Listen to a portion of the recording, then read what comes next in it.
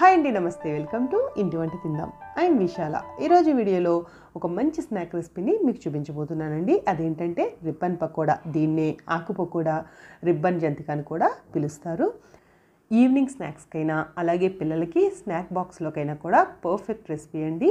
అలాగే ఈ స్నాక్ని తక్కువ ఇంగ్రీడియంట్స్తో ఎవరైనా సరే ఈజీగా ప్రిపేర్ చేసుకోవచ్చు. పక్కా బయట కొన్న టేస్ట్లోనే రావాలంటే ఈ విధంగా ట్రై చేసి చూడండి. దీనికోసం ఒక గిన్నెను పెట్టుకుని దాని మీద ఒక జల్లెడని ఉంచి అందులో 1 కప్పు శనగపిండిని వేసుకోండి. 1 కప్పు శనగపిండికి 2.5 కప్పుల వరకు వరిపిండిని వేసుకోవాలి. ఇప్పుడు ఇలా వరిపిండిని వేసుకున్నాక వీటిని ఒకసారి జల్లించుకోండి. ఇప్పుడు ఇలా జల్లించుకున్నాక ఇందులోకి 1/2 టీ స్పూన్ వరకు పసుపును వేసుకోండి. పసుపు కేవలం కలర్ కోసమేనండి, ఇష్టం లేకపోతే స్కిప్ చేసేయండి. అలాగే 1/2 టీ స్పూన్ నుండి 1 టీ స్పూన్ వరకు కారాన్ని వేసుకోండి. రుచికి సరిపడా ఉప్పును వేసుకుని ఇప్పుడు 1/2 టీ స్పూన్ వాముని ఇలా చేతితో క్రష్ చేసి వేసుకోవాలి. ఇప్పుడు ఇవన్నీ బాగా కలిసేలా కలుపుకోవాలి. ఇప్పుడు ఇందులోకి 2 టేబుల్ స్పూన్ల వరకు, అంటే మీరు ఏ కప్పుతో అయితే శనగపిండిని తీసుకున్నారో ఆ కప్పులో పావు వంతు ఆయిల్ని వేడి చేసి వేసుకోవాలి. అలా వేయడం వల్ల మనకి ఆకు పకోడా అన్నది చాలా గుల్లగా వస్తుందండి.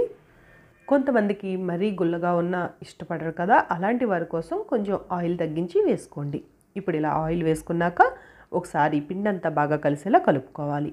ఇలా కలుపుకున్న తర్వాత కొద్ది కొద్దిగా వాటర్ని యాడ్ చేసుకుంటూ మనకి జంతికల పిండి మాదిరిగా మరీ గట్టిగా కాకుండా అలాగని మరీ పలుచగా కాకుండా కలుపుకోవాలి. గట్టిగా కలుపుకుంటే మనకి జంతికల గొట్టంలో నుండి రిబ్బన్ అనేది దిగదండి. అలాగే మరీ పలుచగా కలుపుకున్నా సరే సరిగా రాదు.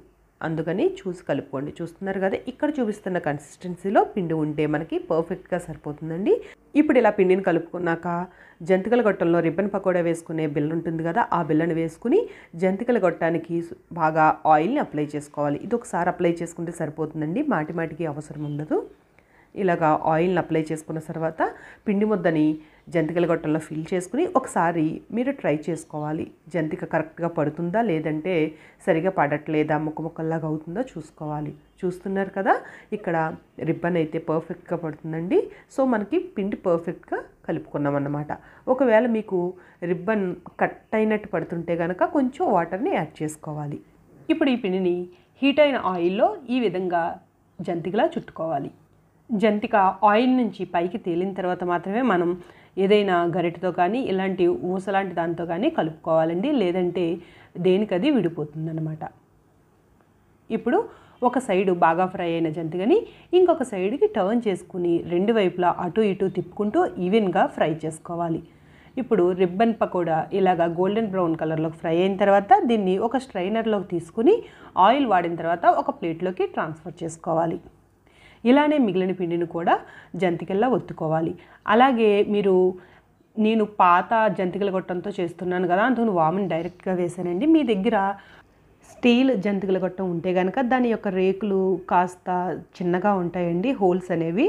అందుకని వాముని డైరెక్ట్గా కాకుండా పొడిలా చేసుకుని వేసుకోండి.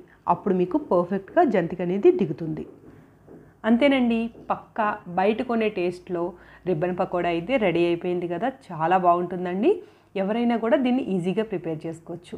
అందుకని మీరు కూడా తప్పకుండా ఈ రెసిపీని ట్రై చేసి ఎలా వచ్చిందో మీ ఫీడ్బ్యాక్ని కామెంట్ చేయండి.